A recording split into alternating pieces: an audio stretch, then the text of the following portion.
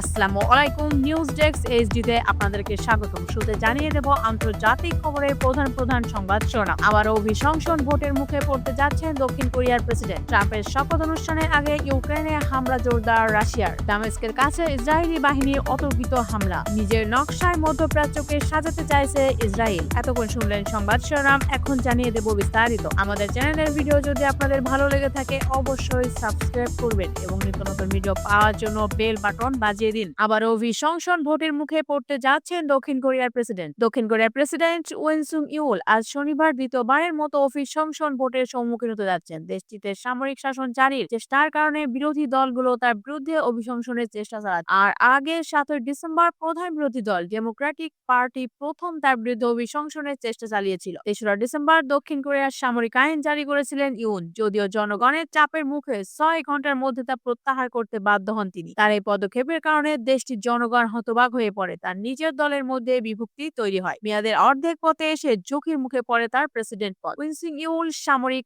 শাসন জারির পর তার অভিশংসনের দাবিতে রাস্তায় নেমে আসে মানুষ। সেনাবাহিনী ও পুলিশকে উপেক্ষা করে বিরোধী দল নিয়ন্ত্রিত পার্লামেন্টে অভিশংসন ভোট হয়। তবে সেই ভোটে তিনি উতরে যান, যদিও বিষয়টি দক্ষিণ কোরিয়াকে সাংবিধানিক সংকটে ফেলে দিয়েছে। আইন ভঙ্গের কারণে দেশ জুড়ে তার পদত্যাগের ব্যাপক দাবি উঠেছে। ট্রাম্পের শপথ অনুষ্ঠানের আগে ইউক্রেনে হামলা জোরদার রাশিয়ার। যুক্তরাষ্ট্রের নবনির্বাচিত প্রেসিডেন্ট ডোনাল্ড ট্রাম্পের শপথ অনুষ্ঠান আগামী 20 জানুয়ারি অনুষ্ঠিত হতে যাচ্ছে। তবে তার আগে ইউক্রেনে হামলার পরিমাণ বাড়িয়েছে রাশিয়ার বাহিনী। রুশ প্রেসিডেন্ট ভ্লাদিমির পুতিন বলেছেন দোনেৎস্ক এবং লুহানস্ক পিপলস রিপাবলিক খেরসন এবং ঝাপোরিজোজিয়া অঞ্চল থেকে ইউক্রেন বাহিনীকে অবশ্যই সরে যেতে হবে। পুতিন আরো বলেন, যত তাড়াতাড়ি কিয়েভ ঘোষণা করবে তারা এই সিদ্ধান্ত গ্রহণ করতে প্রস্তুত এবং তারা ন্যাটোর যোগ দেওয়ার পরিকল্পনা বাদ দিয়েছে, তখনই আমাদের পক্ষ থেকে যুদ্ধবিরতি এবং আলোচনার নির্দেশ আসবে। তবে গত নভেম্বর ইউক্রেনের প্রেসিডেন্ট ভ্লাদিমির জেলেনস্কি তার বিজয়ের পরিকল্পনা জানান এবং ন্যাটোতে যোগদানের কথাও জানান। তবে ট্রাম্প ক্ষমতা নেওয়ার পর ইউক্রেনে যুক্তরাষ্ট্রের সামরিক ও আর্থিক সহযোগিতা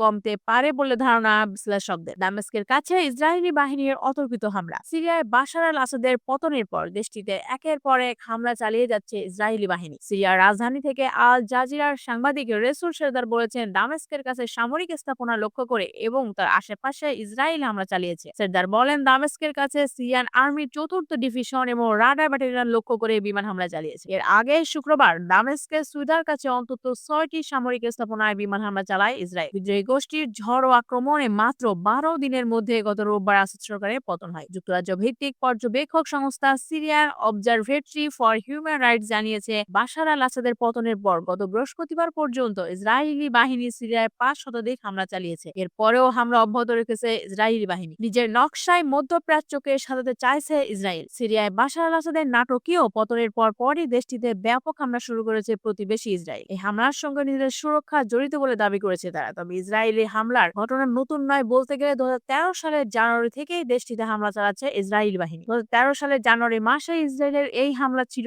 সিরিয়ার সামরিক বাহিনীর অস্ত্র বহরের উপর। তাতে 2 জন নিহত হন। তারপর দেশটিতে ধারাবাহিকভাবে চালিয়ে যাওয়া হামলার পিছনে একটি অজুহাত দেখিয়ে আসছে ইসরায়েল। সেটি হলো সিরিয়া, ইরান ও দেশটির সমর্থিত সশস্ত্র গোষ্ঠী হিজবুল্লাহর অবস্থান লক্ষ্য করে হামলা চালাচ্ছে তারা।